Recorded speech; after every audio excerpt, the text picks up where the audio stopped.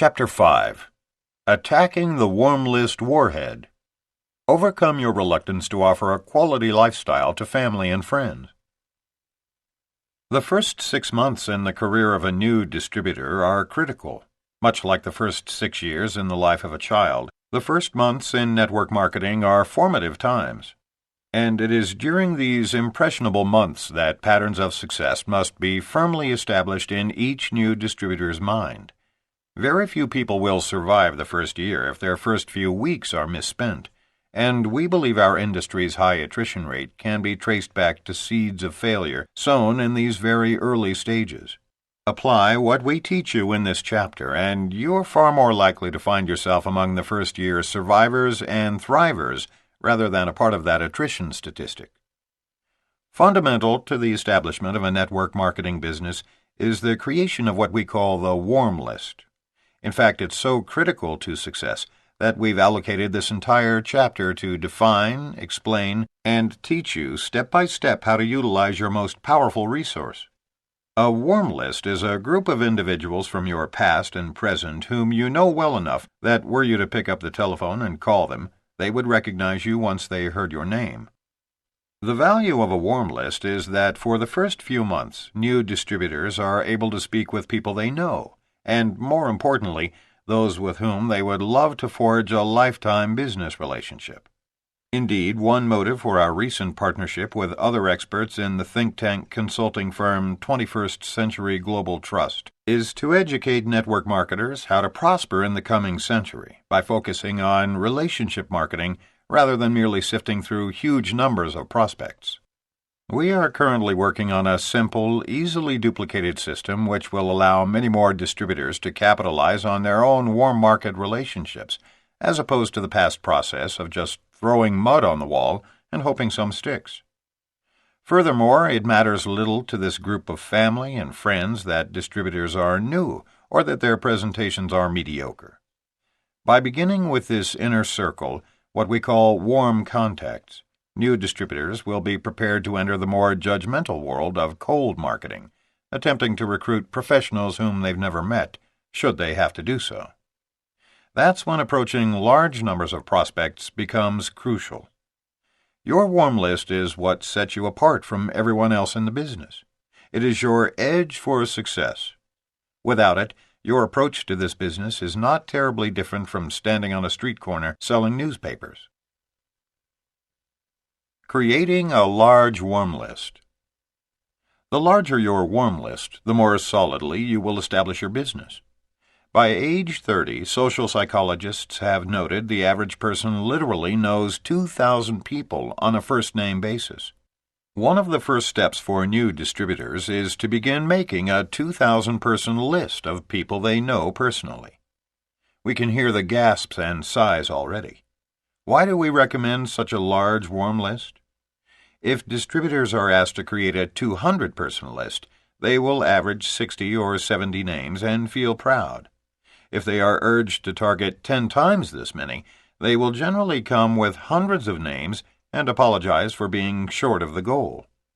Once you are well on your way with your list, select your top 25 people, those with whom you would most enjoy being in business. Since we believe so strongly that the warm list is the key to starting every network marketer on the right track, we are going to devote some time to it. We want you to know what objections you will hear and how to overcome them, as well as how to create and use your warm list as a tool for building your business. Everyone has a warm list, but most don't know how to identify and record the names.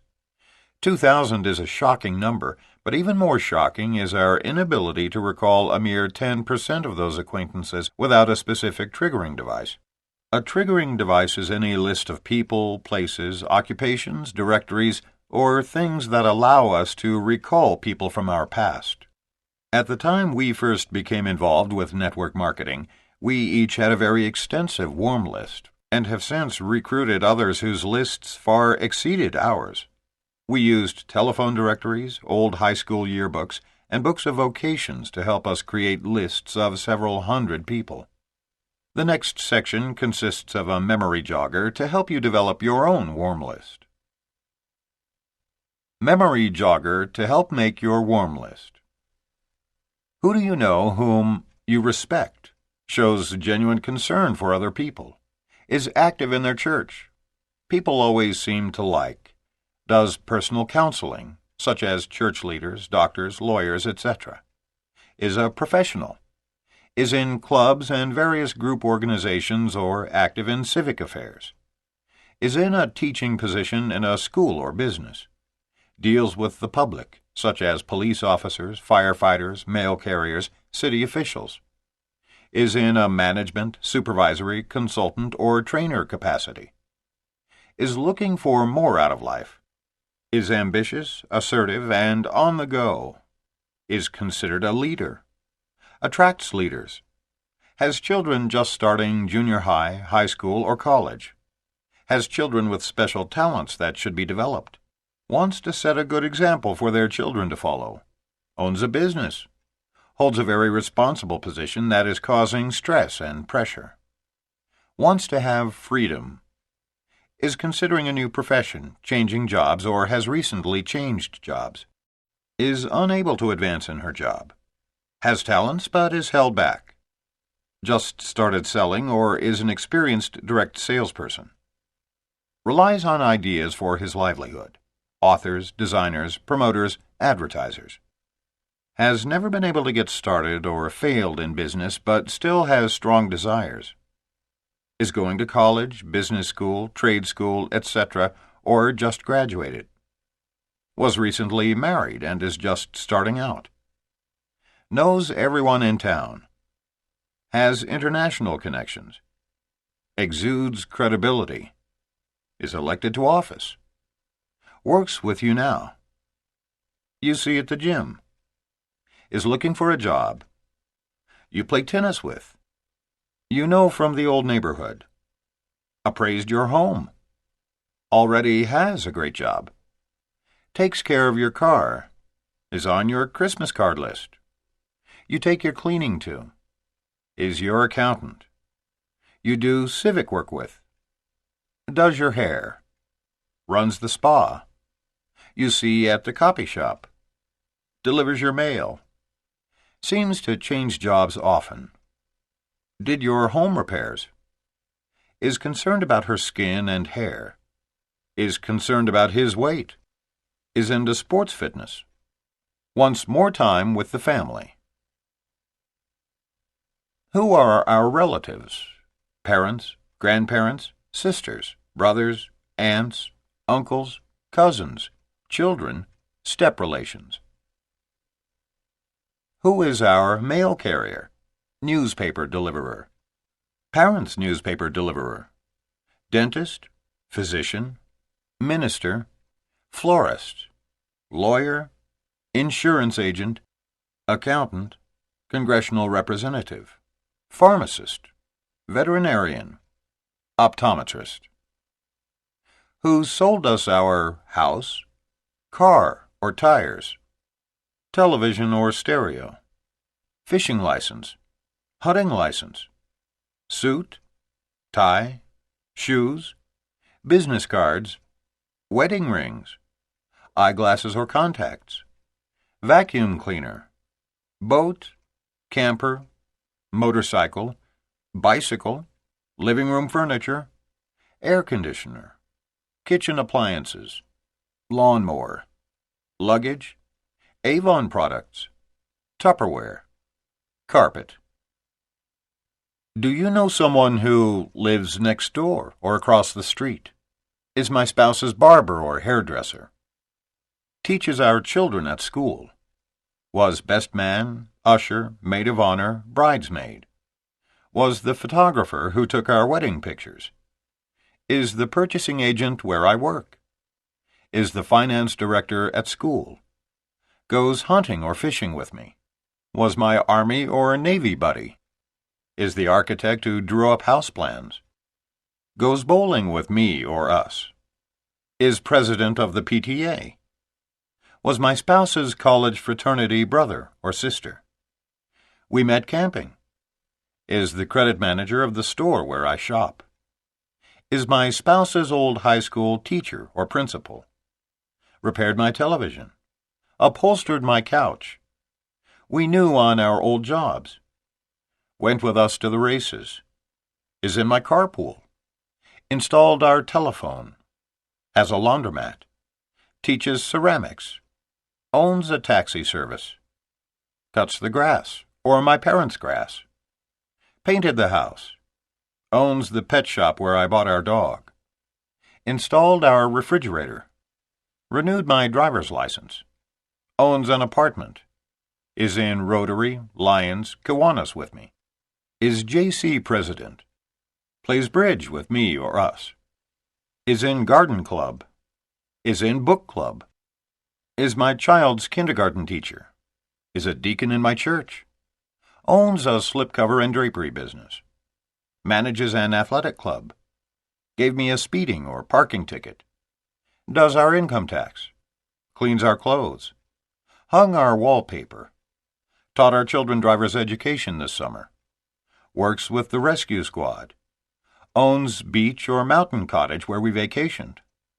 Sells us gasoline and services our car. Sold my wife her wig. Owns a nursery. Delivers parcels. Works with an exterminator or pest company. Stores my wife's winter coat. Sells ice cream in the neighborhood. Owns and manages the jewelry store downtown. Sells aluminum awnings. Works for the travel agency. Who do you know who is a professional nurse, golf pro, student, fashion model, security guard, sheriff, fire chief, secretary, welder, crane operator, candy salesperson, police detective, music teacher, art instructor, typesetter, forester, seamstress, carpenter, pilot or steward, mobile home salesperson, bank cashier or teller, tailor, garage mechanic, editor, lab technician, restaurateur, PBX operator, social worker, lifeguard, race car driver, paper mill worker, brick mason, draftsperson, printer, office manager, bakery owner, plant supervisor, dietitian,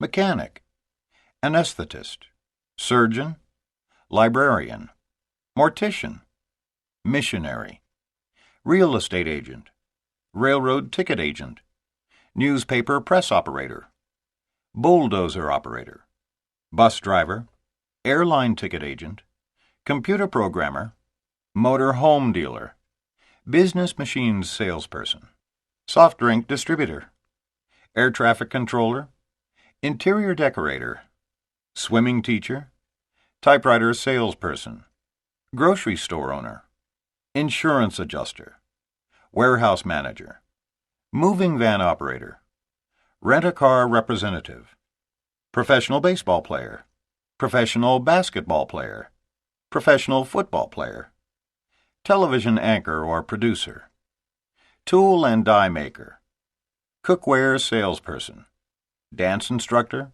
sawmill operator, industrial engineer, research technician, telephone line person, lithographer, fisherman, bench machinist, waiter or waitress, furniture dealer, notary public, farmer, actor or actress, land clearer, horse trader, statistician, cement finisher, antique dealer, brewery salesperson, engineer, contractor, chiropractor, podiatrist, auctioneer, electrician, dental hygienist, shoe repairman, physical therapist, motel owner or manager, highway patrol officer, judge. Take the time and use the resources to develop your list. All new distributors should sit down in a quiet room with several triggering devices and attempt to create a warm list of 2,000 people. It should take 2 or 3 days to get a good start, and by the end of the first month, you should be well on your way to hitting the target. You will never regret starting your business with this tool. Network marketing, by its very nature, requires you to talk to large numbers of people. The longer your warm list, the better your chances for success. The warm list warhead strikes. Generally, the warm list warhead strikes after you have given this assignment to your new associates. This is when arguments between sponsors and new distributors first begin. Sometimes objections aren't even verbalized because your new associates would often rather keep them to themselves. Most new network marketers are able to come up with a dozen good reasons why they don't know 2,000 prospects and why they can't possibly go after friends and family first. We've heard all the arguments over the years, and none of them are valid. It is vital to the success of your newest distributors that they not ignore this warm market phase of the business. Let's review a few of the rationalizations and excuses used by new distributors so that you know how to respond to them in this first stage of recruiting. And remember, not all new associates will be honest with their sponsors and declare that they have no intention of working with their warm market list. There are many reasons people are inclined to hold back from calling on their families and friends, and it is this resistance we are referring to when we talk about watching out for the warm list warhead. When it strikes, it can be a killer of many would-be great distributors. First warhead: lack of conviction. Network marketing is the process of sharing one's belief in a marketing concept that is so unique and about which you are so enthusiastic that you can't hold it inside. You lose sleep at night. You can hardly wait to tell people of your discovery. When this level of conviction is lacking, people tend to hold back. It's a catch-22. If you wait for the belief level to come, you run the risk of missing the opportunity. If you try to go forward without it, your friends can hear the reservation in your voice. So first, do your best to try to work through whatever reservation is holding you back. It just sounds too good to be true. Maybe it has worked for others, but I can't be sure that it will work for me. What if I'm wrong and I mislead my friends? Discuss these concerns with someone in your upline whom you trust. Whatever you do, don't make the mistake of waiting to share your discovery with friends. A common excuse is, "I don't want to call my friends until after I'm making the money." Of course, the solution is to rely on the support of your upline leaders, those who have a track record of success in the business. It is that team approach that makes network marketing so effective. What happened to Mimi Joy Swenson of Los Gatos, California, can happen to you if you use this excuse. Mimi Joy explains, "I was building my business part-time my first year, and had made my list of 2,000 names. I felt like I just had to create sections on my list, and one of those categories was called my chicken list. These were names of people whom I felt were already successful in their present jobs, and with whom I had better wait to speak until I was more educated, making more money, and working this business full-time. I was attending a company function in San Francisco, and as I walked into the gathering, I experienced a scary vision. I saw the person who was number 1 on my chicken list. I calmly walked over, thinking to myself that he was probably just there as a guest of someone. "Hello, funny meeting you here. By the way, why are you here?" I asked him, puzzled. He proclaimed, "I have just recently been introduced to this great opportunity and have made the decision to build the business and replace my income." I proceeded to turn a deep shade of green-yellow and gulped, saying, "Well, isn't that just wonderful? I know you will be very successful."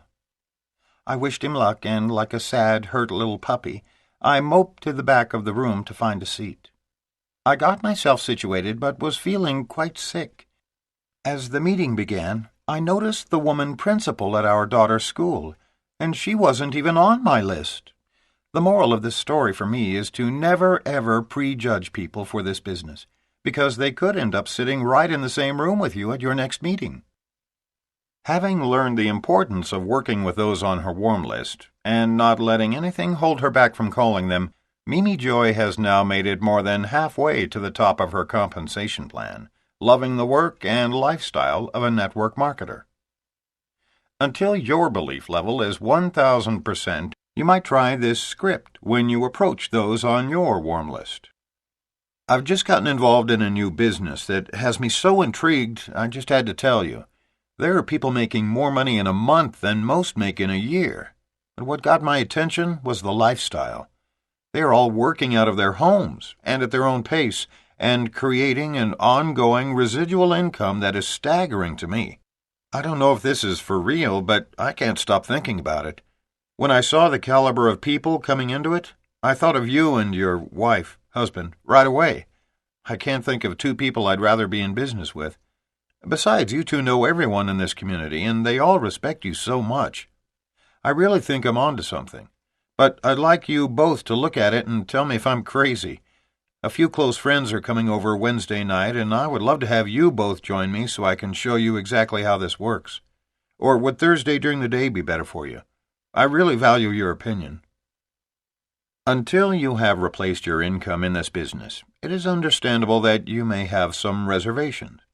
But don't try to solve the problem by avoiding your warm list.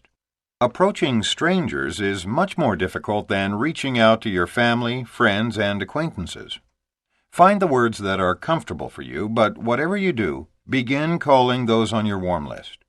You want to be in business with those people you most enjoy, because your network organization is for life. So approach your favorite 25 people first. If you let your doubts stand in the way of beginning your business, you are guaranteed to fail. If you can find a way to go forward with honesty, you may succeed. Believe us when we say, with success comes conviction. Second warhead, lack of self-esteem. Many people avoid their warm market because of their poor self-image. It's a delicate issue, and one that must be approached with sensitivity. Some people do not feel that their friends and relatives respect them. In fact, many people believe that the friends they approach will laugh at them and ridicule them for attempting to be an entrepreneur. Let's look at a classic scenario.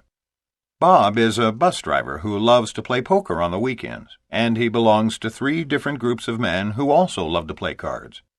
As Bob makes out his warm list, he writes down the names of 12 men whom he knows well from the poker clubs. The only problem is that Bob is lowest on the socio-economic totem pole. The other men are white-collar professionals, and while they respect Bob's skill as a poker player, Bob just naturally assumes that they wouldn't consider listening to him about a business deal. But Bob is totally wrong. Unless you address this issue in general terms during training, Bob will not approach those men. Here's what we suggest you say, because there will always be someone similar to Bob in your group. Folks, the biggest challenge you're going to face just as soon as you succeed in this business will be the anger of people to whom you never even showed this opportunity. You may have a group of friends, even physicians and attorneys, whom you're afraid to approach. But they won't be your friends anymore when they find out that you got involved with a business that's now paying you $30,000 a month, while they're still going into an office 60 hours every week. Why would they be upset with you? Because you didn't think enough of them to show them this business. If they do resist even attending your presentation, tell them right up front that it's their choice whether they get involved or not. But you wanted to make absolutely sure that they won't turn on you in a year because you didn't give them a chance to see this opportunity as soon as you knew about it. Notice the strategy here. We keep it a soft approach and refer to professions like law or medicine. Most everyone who isn't a lawyer or doctor looks up to those professionals. And in our business, it's really not uncommon for a student or maid to sponsor an accountant or a CEO of a corporation. On a scale of 1 to 10, if you think of yourself as a 5, once you sponsor a 10 into this business, you become a 10. Move past your comfort zone and offer everyone on your list this opportunity. The truth is this: we are all 10s in potential. We just need to seriously buckle down and recruit as many frontline distributors as we can. Don't let this warm list warhead hold you back. Third warhead, fear of losing credibility. As more professionals enter the network distribution industry, it is natural that they will want to postpone acknowledging their participation until the time is right. For example, some will pretend that it's their wives' business. The problem is that if you're a professional and people sense your doubts or uncertainty about the industry, they will also be suspicious. Some will choose not to join, and others will join but build through someone else, such as their spouse. But the reality is that once someone of stature has joined our industry, the floodgates start opening for everyone. And more often than not, it's the ordinary, everyday people who make it to the pinnacle, not the big hitters of traditional business, law, or medicine, though they certainly can earn enormous wealth while pushing their sponsors into the stratosphere. We can relate countless stories of people who have failed at this business because they were afraid to let their peers know how very serious they were about building a networking organization. One story goes back to 1990, when Renee sponsored a couple, Susan and Richard, from the San Francisco Bay Area. She was a corporate executive on maternity leave, highly motivated because she wanted to stay home with her baby and not return to the office. Susan was a competent, organized self-starter. Richard was a high-level salesman for a food manufacturer who admitted that he was no longer excited by his job, even though he was well established with a Fortune 500 company that was strong in the global marketplace. Richard was concerned about how his reputation among his corporate peers might suffer by joining network marketing. He could not afford to have his boss learn of his involvement, which he felt might result in him losing his job before their network marketing business actually began generating a good income. Richard played it safe by providing his wife with leads from among carefully selected business associates and trusted acquaintances. He had the utmost faith in his wife's ability to do this business and to professionally handle his best prospects. The problem was that his associates knew him and trusted his judgment and insights about a business opportunity, and they didn't really know his wife. She spent months calling up his leads and doing presentations for them. He was even present at some of her business meetings. But because of his fear of losing his professional credibility, he never openly admitted that he believed in the business hook, line, and sinker. He never let prospects know that at some point in the future he was planning to give this his full-time effort. He continued to portray the image that this was entirely her business and that he avidly supported her in it. After a year, she had sponsored a few of her girlfriends, a couple of guys she knew from work, and a few of the wives of her husband's business associates. But their business never really took off as they had expected. Susan and Richard ultimately slipped from business building into merely product wholesale buying, and she eventually went back to work. Both of them were disillusioned about network marketing. Renee was developing a close personal relationship with both of them, and knew that if any two people could succeed in this industry, they were Susan and Richard. They had the connections, the motivation, the innate ability, and the respect of their friends and associates. Susan obviously felt that if she could not make her MLM business work, none of her family and friends could either. But it was the fear of losing his job and professional reputation that held Richard back from participating in the business with Susan. The fear of something that may never have happened destroyed the possibility of their success. The lesson here is that whoever knows the warm list prospect best should make the call. Prospecting the other way certainly put Susan into a funk because she didn't understand what had happened. She just assumed that she wasn't a self-starter. She, who had been one of the top women earners in corporate America, had failed in her own networking business. She was depressed, and Renee had little ability to fix it, change it, or help her understand it.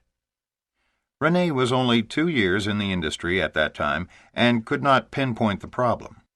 But in hindsight, there is no doubt in Renee's mind that if she had coached Richard to put himself and his reputation on the line with this business, he and Susan would be 2 of the top earners in the industry today. They had phenomenal potential. They would have been great working side by side. This fear of lost credibility holds back countless new distributors in our industry. As leaders, we must not be afraid. Once we are absolutely convinced of their potential, we need to encourage men and women to take a stand and go for it all the way. We don't mean to undermine the very real fear that exists in starting a new venture. It is a legitimate one. Why burn the bridge that currently supports you before you know whether the new bridge you're building will hold up through storms and outer pressures? The solution is in what we call balanced risk-taking. If you don't let prospects know how completely and totally convinced you are about this industry and your company, you will fail. That is for sure. On the other hand, if you flaunt your new business around the office, you could lose your job and your source of income before you have replaced it. Somewhere in between is the answer. Unless you have sizable savings, you may have to postpone sponsoring your boss if he is someone who would be truly threatened by your outside business involvement. You may even have to put off sponsoring everyone in your immediate environment. But there are plenty of other current clients, former clients, and sideline associates who would be interested, and or know other people who might be interested, to hear about a business opportunity that creates personal freedom and financial security.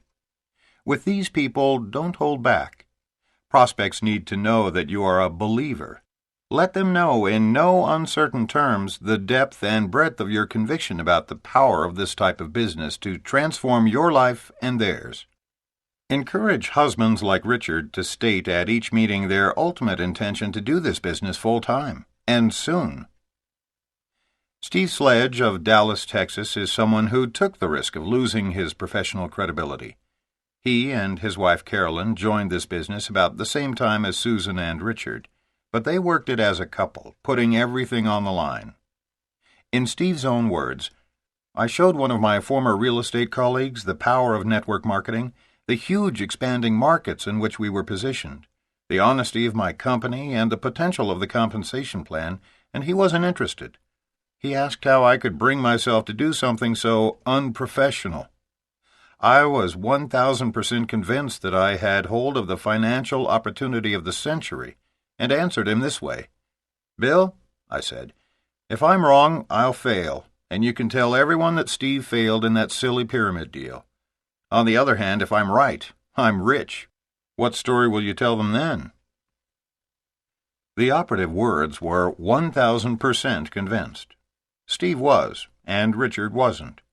But even if Richard had been convinced, he was unwilling to share that fact with his associates, and therein lies the difference. Today, Steve and Carolyn enjoy being at the top of their compensation plan with many successful leaders in their organization. It's now a global organization spanning a dozen countries, but it began as a simple conviction in their hearts that was unchangeable, and succeeded because both were willing to say so. They made it to the top by their shared willingness to do whatever it took to make their business work.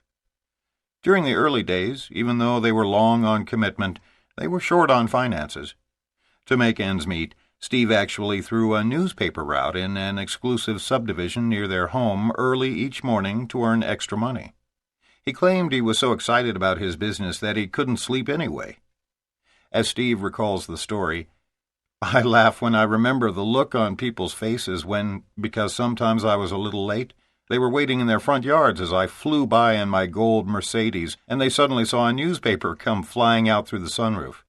Little did they know that their paper boy would, within only a few years, build a worldwide business from his home that would earn him in excess of $1 million. Fourth warhead: embarrassment from prior failure in MLM. Another more common reason people will use to justify not approaching warm market leads is embarrassment. They are mortified because they've already been in 3 MLM deals, and they can't stand the thought of approaching their family and close friends a 4th time. It's actually a legitimate concern. It's human nature, but it's not sufficient justification. Because some people have been involved in several companies, they now have one of the best approaches possible. Here's the basic dialogue we teach our new distributors who are concerned about this problem. After a bit of small talk, they then share this information with warm market prospects.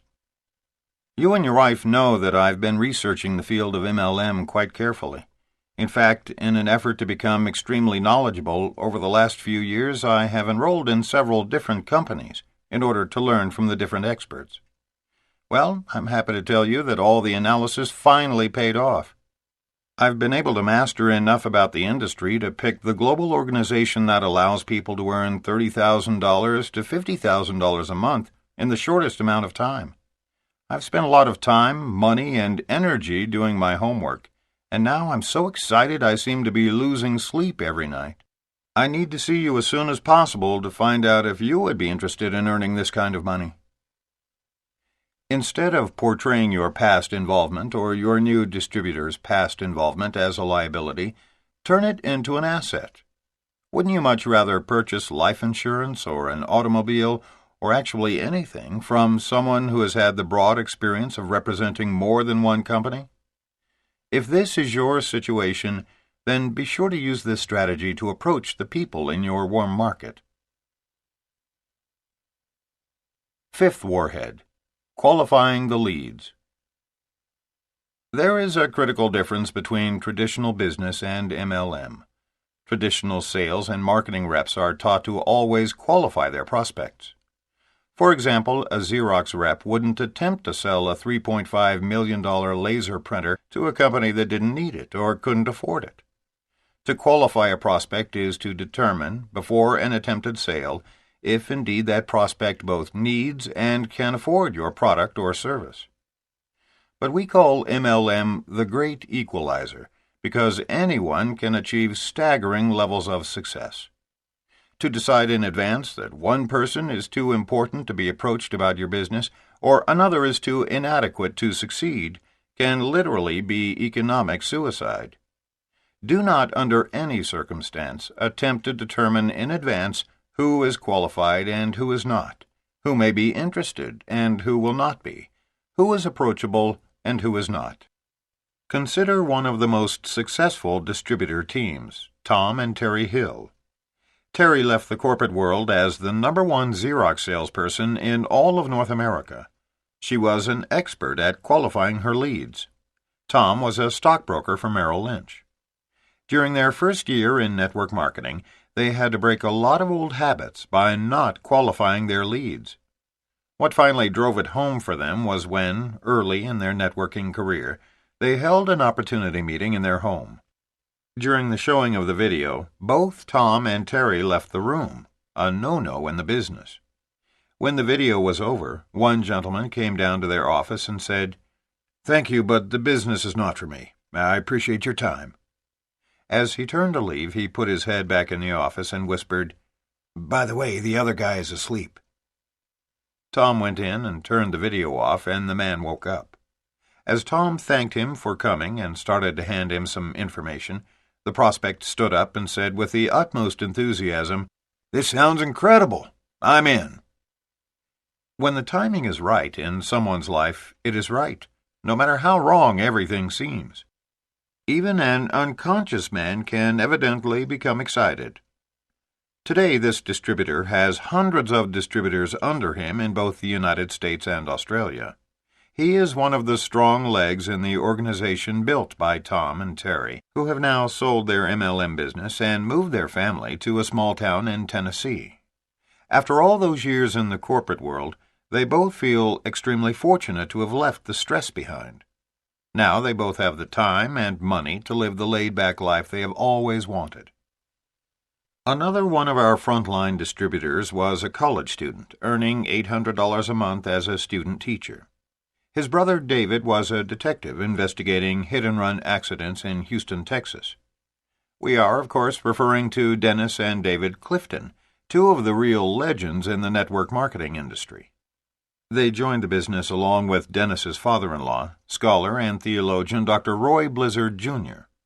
All three men and their wives have become multi-millionaires and respected industry leaders. The brothers often tell the story that when they came into the business, no one rolled out the red carpet. The company president didn't call and welcome them into the company, anticipating that they were a couple of big hitters. They were just a graduate student and a cop. They were scared, and their wives were petrified. David's wife, Jackie, was fully aware that her husband only had to put in 13 more years in order to have full vesting in a $17,000 a year pension program. What intelligent wife like Jackie wants to walk away from that kind of security? Everyone starts out in network marketing as a little hitter.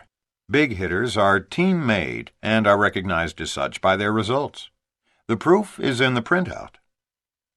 Dennis and David are quite literally two of the most sought-after speakers in the entire network distribution industry today. Yet before they entered network marketing, neither could have even gotten a job interview with Exxon or Sony because neither had a business education or former experience in management.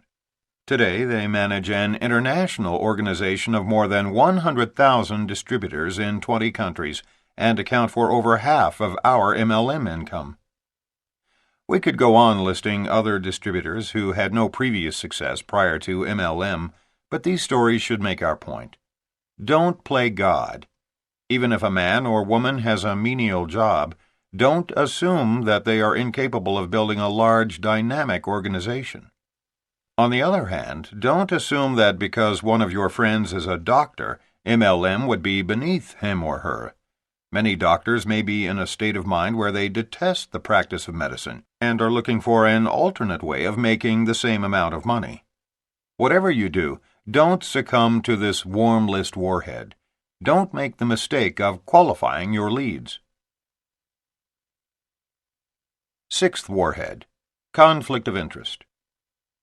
Some professionals hold back in building their network marketing business because they are concerned about conflicts of interest. As a minister, Mark was afraid it would be a conflict for him to approach individuals in his congregation. Renee was a county commissioner and afraid to approach her constituents.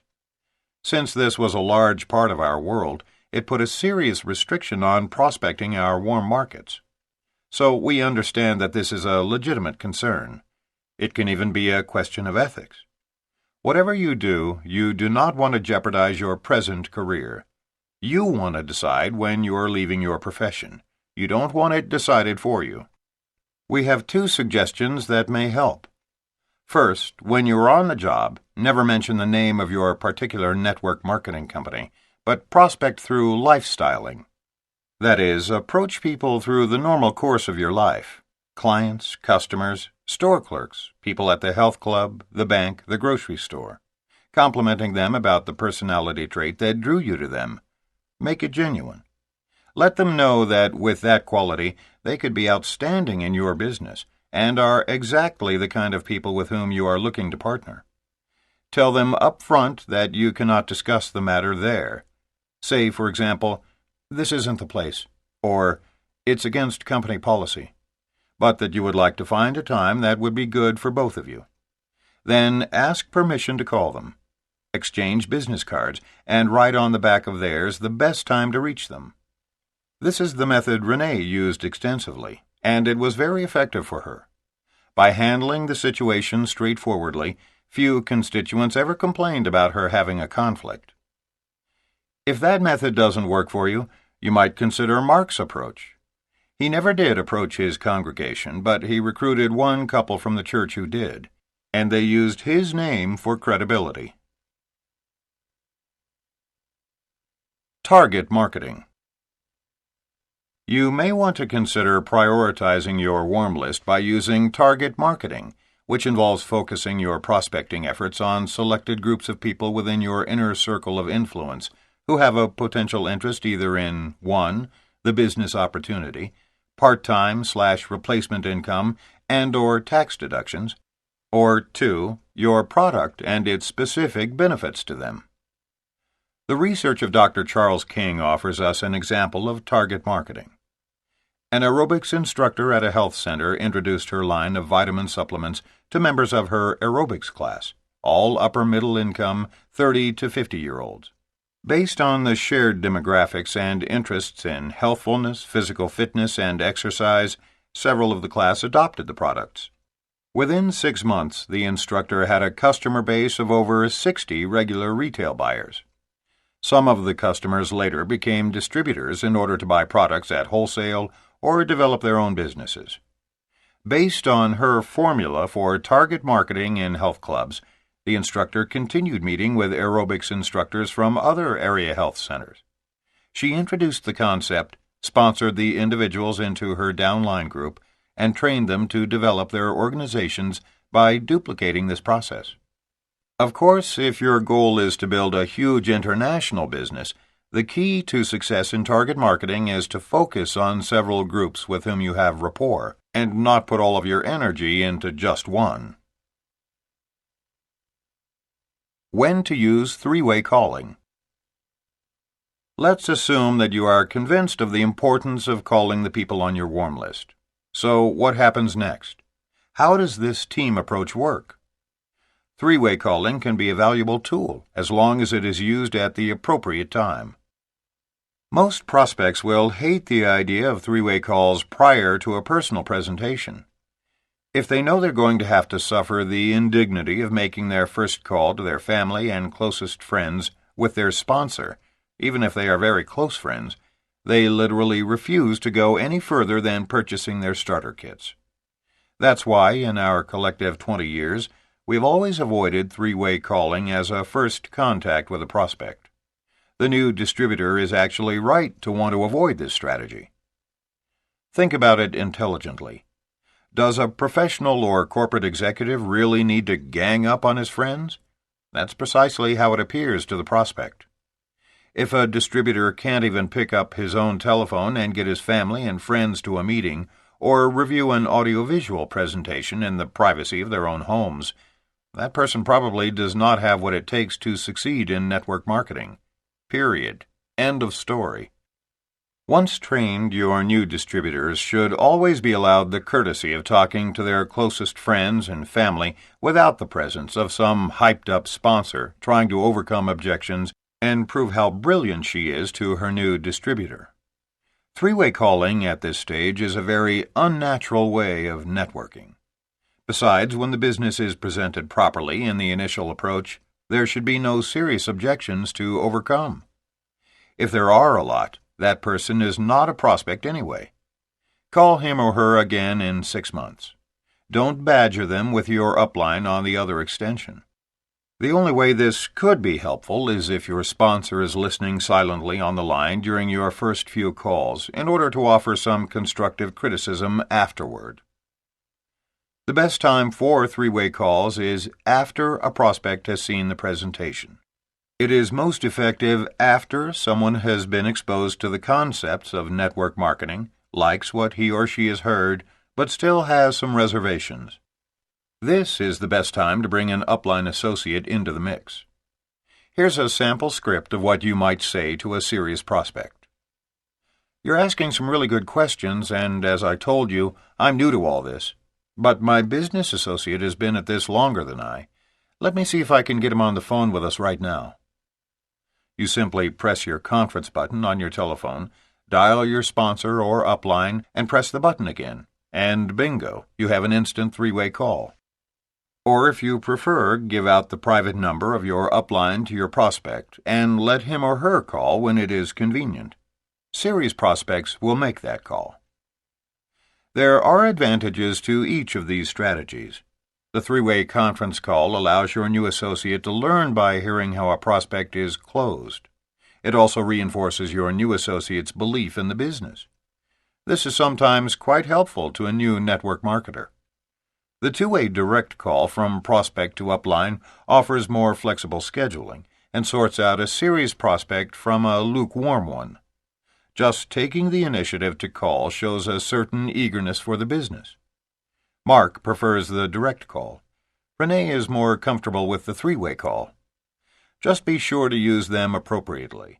That is, never until after a full presentation has been made to the prospect or your audiovisual business briefing has been reviewed. Using a follow-up card file.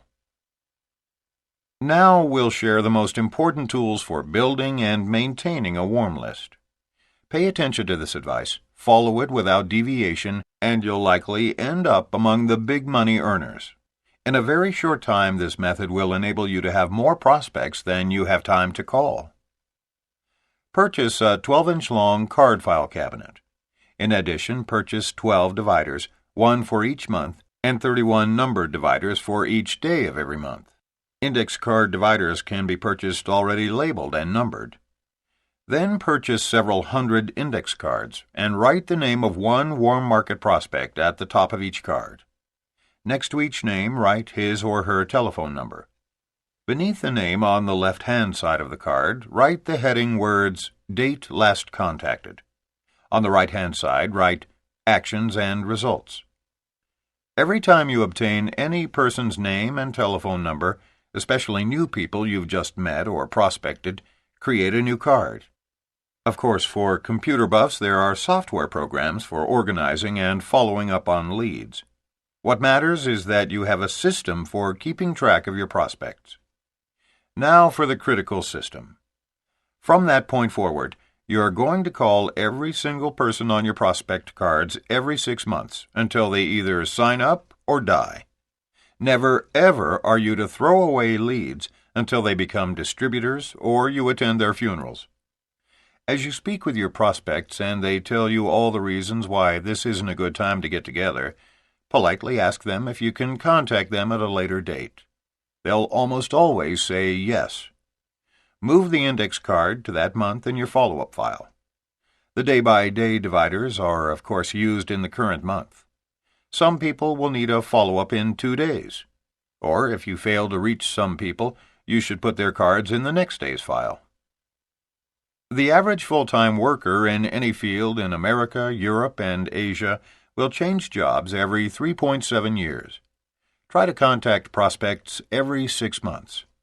No matter how adamantly they rejected you previously, eventually you are going to catch them during a period of job transition. If presented properly to people during those inevitable transitions, network marketing will be next to impossible to turn down. Remember what we've stressed before. Network marketing is all about timing. If prospects are in the right time in their lives for change, it doesn't matter how poorly MLM is explained. They'll probably decide to give it a shot. Conversely, prospects who are not in the proper time of life probably won't be receptive, no matter how articulately or professionally the business is presented. Steve Sledge says he had fun using the follow-up system. Sometimes after I explained the power of network marketing to some of my former business associates and showed them the 5x5x5 illustration of logarithmic growth, they smiled. Some even laughed and said, "Hey, Steve, give us a call when you get rich." So I did, every last one of them. Starting with warm market prospecting. So now you know some of the excuses people will throw at you in an effort to put off prospecting their warm lists.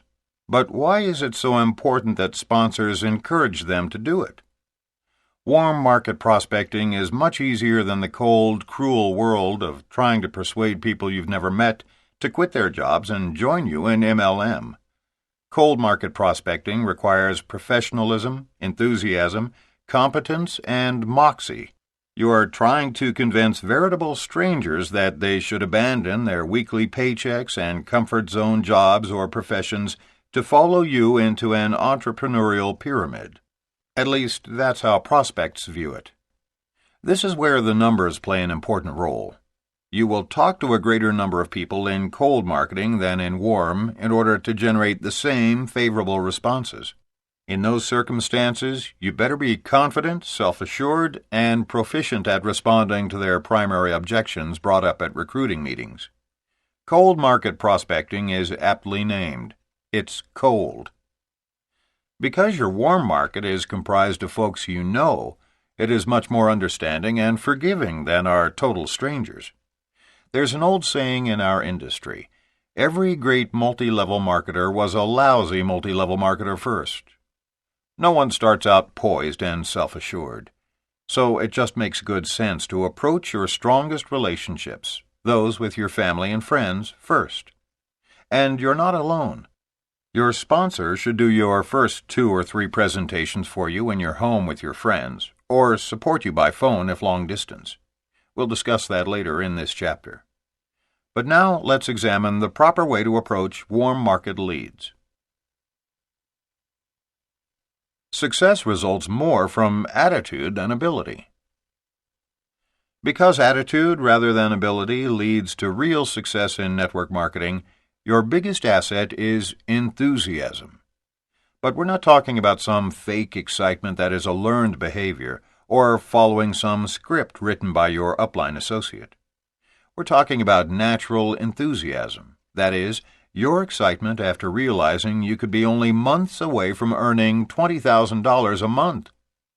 Again, we remind you that if you aren't truly excited about this business opportunity, read or listen to anything that will build up your enthusiasm. It is essential to effective prospecting. Whatever strategy works to motivate you and get you in a positive frame of mind prior to calling warm market prospects, employ it. The deeper your belief level, the greater your chance of success. It also helps to realize that you are first and foremost an educator. You're not a salesperson, nor are you a professional recruiter. Your job is to teach as many people as possible that there's a better way to live and to earn residual income. The only way you're ever going to convince people to change careers and to join you in MLM is if you can get them to agree to sit down with you for 45 minutes to take an objective look at your business. When you call your warm market leads, your only objective is to get them to seriously consider your company. Probably nobody in the history of the network distribution industry has been so persuasive as to be able to convince prospects over the telephone in their very first call to change jobs and join their company. Nor do we know distributors who can consistently sell products or services over the telephone. So don't try. Network marketing is a business of education. You may want to begin by having your prospects review an audiovisual package, but eventually you need to interact face-to-face. It is about teaching people how to teach others to build an organization of people who use and share products and/or services. And keep in mind, the more information you give to prospects over the telephone, the less likely they will be willing to listen to an audio or attend a business presentation. Try to raise their curiosity over the phone rather than satisfy it. Do not give information out during your first call or answer a lot of questions. Share your enthusiasm and set a time and place for the meeting to which you are inviting them. Make sure you are talking from your heart, inviting those with whom you truly wish to associate. MLM is an ingenious industry in that its leaders and founders learned long ago that people usually make decisions based on certain emotions. A desire for more money is one of the reasons you can count on to motivate prospects to attend meetings. Later in this book, we will also show you how fear of loss is what motivates many folks into creating wealth. No product or service, except perhaps a lure to a better career, is exciting enough to cause people to want to change professions. But the possibility of having total control of their time and a monthly income of $20,000 to $30,000, maybe even $50,000, gets the attention of most people, even the most cynical. So here's another approach to friends and family. Begin with small talk, but purposefully cut that off as soon as possible, and in an extremely enthusiastic manner, nearly out of breath with excitement, say something like the following. I've got to tell you the real motive for my call. In fact, I can't hold it back any longer. My wife and I are so excited about what we've blundered into, and we want to share it with you because, frankly, we can't think of anyone else we'd rather spend the rest of our lives in partnership with than the two of you. Listen, I'm going to ask the same question of you that was asked of me a couple of weeks ago.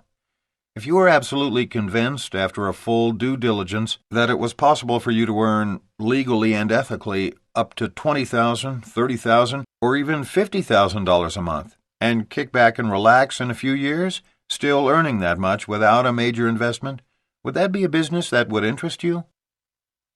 If you take some time to study this approach, you'll notice that there is absolutely no reason for objections to surface. You have asked the prospect a question in which all the possible objections have been skillfully addressed. First, you encourage him to research the opportunity. It's moral, it's ethical, and there is minimal startup cost. The potential earnings are substantial, they are residual, and even more important to people in this global economy, success will allow him considerable free time. If, after hearing this question, your friend argues at all, regardless of the objection, you'll know that he or she is not a prospect today. Don't badger your reluctant prospects. Be sure to end the conversation on a positive note, asking permission to check back with them in a few months. Simply write on the prospect's card, "Wasn't interested," and place it in the folder to remind you to call again in exactly 6 months' time. Remember, this is a business of timing, finding people who are ready for change. No need to sell people on network marketing. One of the biggest mistakes most new distributors make is arguing and attempting to sell people on the business at the wrong time. Think about it a moment. Where's the objection to the question we've posed? There is none. So what does it accomplish for a new distributor to stay on the phone with his friend, trying to overcome every objection and pestering him to death? Or worse, what if an upline associate is on the call also badgering the prospect? Even after 6 months, that friend will not be open and receptive, even if the time is right. Alex Marr of San Francisco, California, learned this lesson the hard way. When I first decided to pursue a network marketing business, I was in my last year of law school. When I told my friends and fellow law students of my decision, I was completely unprepared for the onslaught of well-meaning but tremendously negative advice I received. Most friends laughed. Some openly showed their disgust for the industry, and a few went so far as to print up brochures with my name on them that said things like snake oil and fraud for sale. None of them, however, would look at the facts about my company and the opportunity associated with it, even though those friends were both intelligent and about to embark on a career in law, where looking at facts before making judgments is one's entire profession. I was discouraged initially, but I knew I had a great opportunity. I set out to assemble mountains of evidence proving that network marketing in general, and my company in particular, was legitimate. That's what law school had trained me to do. After a year of assembling books, articles, newspaper clippings, along with audio tapes and videotapes, I approached some of my friends again. I was much more confident because I had the facts on hand to back me up. But nearly all my friends still refused to come to a presentation, even after having seen the facts and figures I'd put together. I was completely blown away. How could they refuse to join my company when all of my statistics clearly showed that it was in their interest to do so? The lesson I learned sunk in over the next few weeks. I can convince a person intellectually that joining my network marketing company is a great decision, but if that person does not believe he can succeed in my business, or if he does not believe in himself and his own abilities to learn and grow, all my facts and statistics are useless.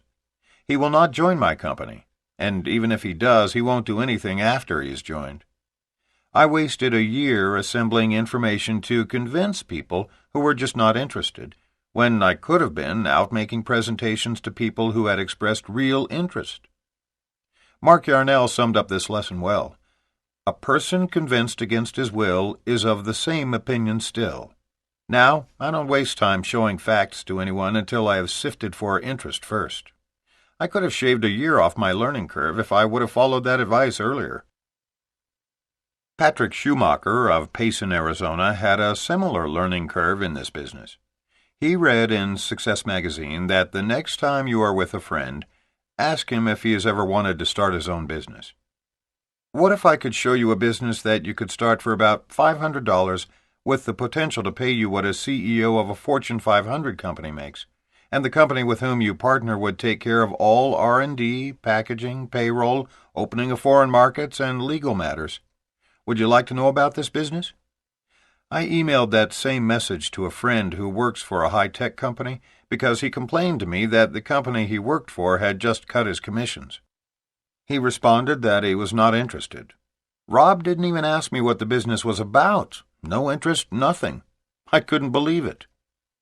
Then, 2 weeks later, my sister-in-law visited me and used the products that we have in the shower. She loved them and wanted to know how she could get some. Once I sponsored her, she spent around $1,000 on products and was unable to stop talking about how excited she was. Within 2 months, she told me she was quitting because she didn't have time. She manages her husband's plastic surgery practice, so I asked her if she thought that people who spend thousands of dollars on plastic surgery would want to use these products to maintain a youthful appearance. No answer. I thought maybe it was something I did, until I remembered the SW rule. Some will, some won't, so what? Because someone else is always waiting. Once I understand the 4-letter word next, I begin to always move forward and never look back. Patrick's approach is a solid one, and now so is his attitude. Network marketing inevitably requires you to talk to many people within your circle of influence. By reaching out to enough people, you will eventually find those for whom the time is right. And that is when the personal relationships begin, what we call relationship marketing. No need to pressure friends into the business. Another mistake made by a new distributor is to pressure 20 friends to get into the business. And they do, oftentimes merely to shut the recruiter up. Then the new distributor spends the next 6 months trying to drag those people across the finish line. For many, many well-meaning people, network distribution is the process of selling people on our industry, then doing everything possible to make those people successful. Unfortunately, that's literally the antithesis, the exact opposite of what our business is all about. Our job is not to do it all for them. It is to teach them how to do it for themselves. We are educators. We teach people a new way to buy and sell products and services and a new way to make a living. The more people we educate, by getting them to review an audiovisual package and then sit down in our homes and hear the whole story, the more money we all earn. And the more people we approach with extreme enthusiasm about partnering in a business that will generate big money and free time, the more people we get to our homes in the first place. So make absolutely certain that you leave no one off your warm market list. And when you begin calling them, on your own, remember, no 3-way gang-up calls. Make certain that you are in an enthusiastic frame of mind. Share your desire to be involved in business with them, and focus your prospecting question around big money, free time, and a lifetime partnership.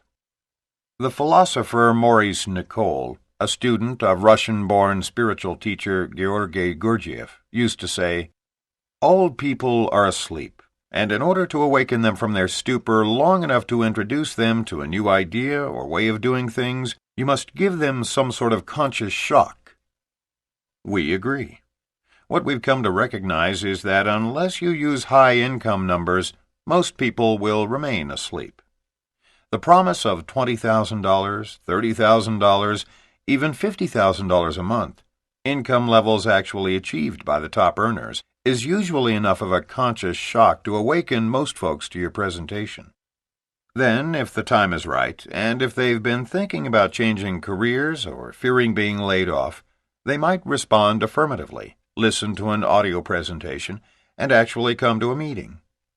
That's one of the keys to effective network marketing. Many people have the leadership potential to do this business, but may not reveal it to you unless the timing is right. Making unexpected friends through warm market prospecting. Sometimes your warm market list can expand almost to the other end of the spectrum, simply by making your business and products known to those within your circle of influence. Nelja Hudman-Alquist, like so many ex-wives, did not get along with her ex-husband's new wife, Joyce Hudman. Both are from small towns just outside of Houston, Texas. Nelja describes the situation. "The tension between us was so strong that at one time, when Joyce was working at a law firm with a mutual friend, she asked the mutual friend to ask me not to come to the office while she was there. After she left that law firm, one of the partners would purchase gift packages of my products for all the secretaries, who loved them so much they told Joyce about them. Once I even asked my ex-husband to buy one for her Valentine's Day gift. He laughed at me and said, 'She wouldn't use anything that you sold,' but he bought it anyway. To my surprise, after using what he bought, She called and asked what other products we had, and asked if she could come over. We did a skincare clinic, and she left as my new distributor. We are now close friends and work together in the business. It has made a wonderful difference for my children. We recently roomed together in Dallas for a regional conference with our company. Everyone looked puzzled when I introduced her as my wife-in-law. To make things even funnier, last week I went to her house to wait for my son. There were 2 other ladies there. One was engaged to the other one's husband and was there to pick up her son. They too had come together through our business. It's amazing the friendships you forge when you work in this business. You make friends with people you never thought possible. Putting the list to its fullest and best use. Don't let any of the warm list warheads strike you. Reach out to everyone on your list, starting with those in your city whom you would enjoy as partners in the business. Contact your top 20 or 30 family members and friends and invite them to take a look at this exciting opportunity. If possible, your sponsor should be there with you for your first 2 or 3 home meetings. It's best to present the opportunity to small groups of 3 to 6 people at a time. Invite twice as many guests as you want to allow for the no-shows, which are an inevitable part of this business. Focus your first 90 days on relationship marketing.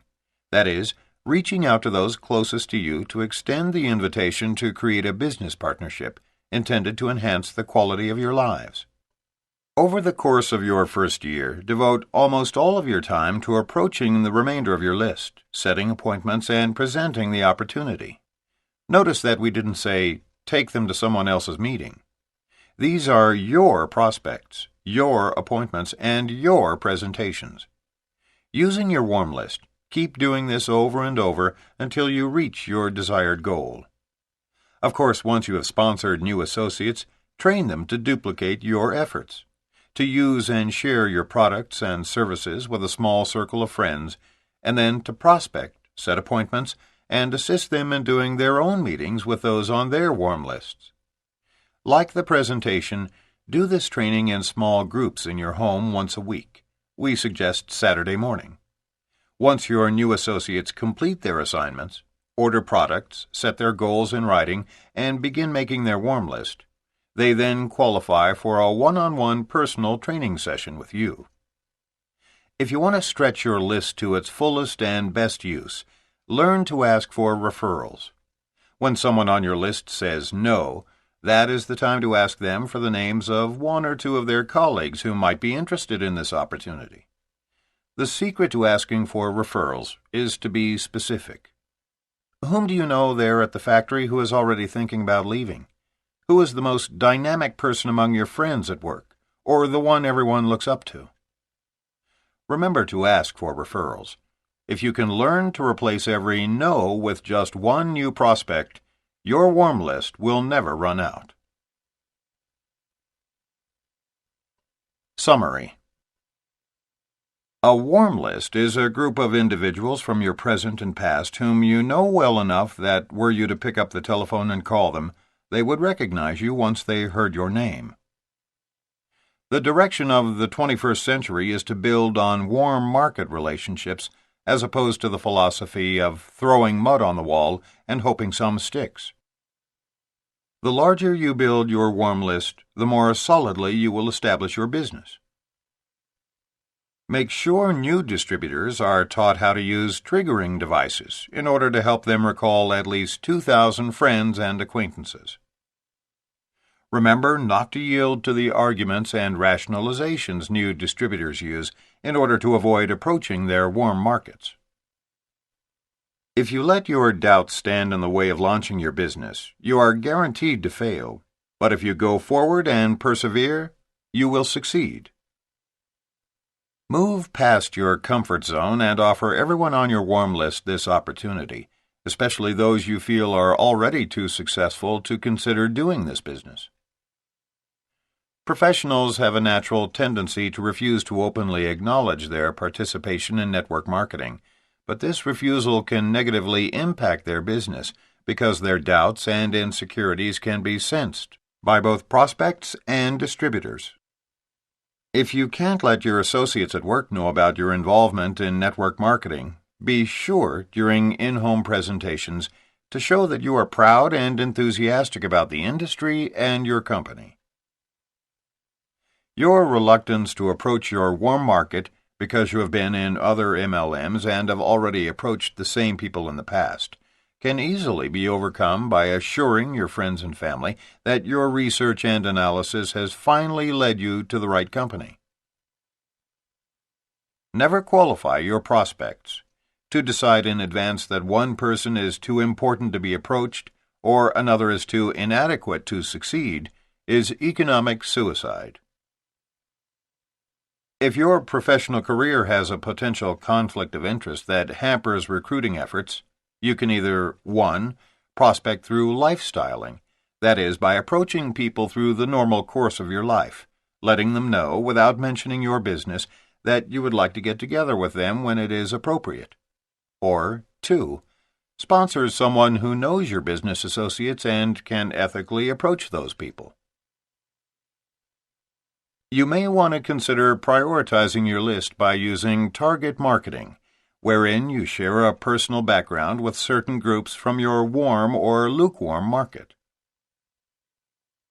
Always allow your new distributors the courtesy of talking to their closest friends and family without the presence of their sponsor on the line.